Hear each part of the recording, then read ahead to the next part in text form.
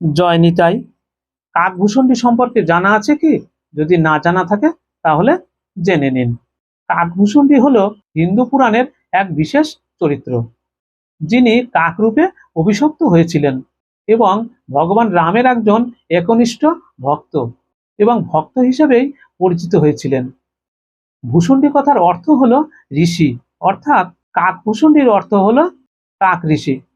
পৌরাণিক কাহিনী অনুসারে কাকভূষণ্ডী অযোধ্যার এক ব্রাহ্মণ পরিবারে জন্মগ্রহণ করেছিলেন। তিনি প্রায়শই তার গুরু লোমেশের সাথে তর্ক বিতর্ক করতেন। এই তর্কের কারণে একদিন লোমেশ তাকে কাক হওয়ার অভিশাপ দেন। পরে ভগবান তিনি রামের কৃপায় অমরত্ব ও অসীম জ্ঞানের বর লাভ করেন। তবে কাক থেকে তিনি আর কোনোদিন মানুষ হতে পারেননি।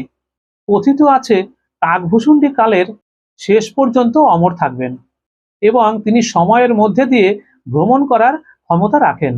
এই কারণে একটি লোকবিশ্বাস আছে যে কেউ মারা গেলে কাকের দল সবার প্রথমে সেই সংবাদ মৃত ব্যক্তির আত্মীয়দের বাড়ির সামনে গিয়ে চেঁচামেচি করে জানিয়ে দেয়।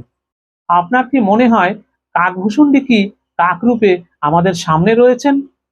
আপনার মনের কথা কমেন্টে জানিয়ে দেবেন। এই ভাই কমেন্টে লিখেছে যে ইসলাম ধর্মের বিনাশ এটা ভবিষ্য পুরাণের কোথায় লেখা আছে, উনি খুঁজে পায়নি। উনি বলেছে কত অধ্যায় কত পৃষ্ঠা, সেই নাম্বারটা ওনাকে জানিয়ে দিতে। তা ওনার কমেন্টে যা লেখা আছে তাতে বোঝা গেল যে উনি ভবিষ্য পুরাণটা পড়েছে, কিন্তু আমি বলছি উনি ভবিষ্য পুরাণ পড়েননি।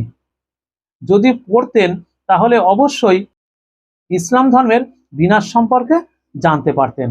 আমি কিন্তু ইসলাম ধর্মের সৃষ্টি সম্পর্কেও একটি ভিডিও বানিয়েছি, সেটাও ভবিষ্য পুরাণ থেকে, প্রয়োজন হলে দেখে নেবে।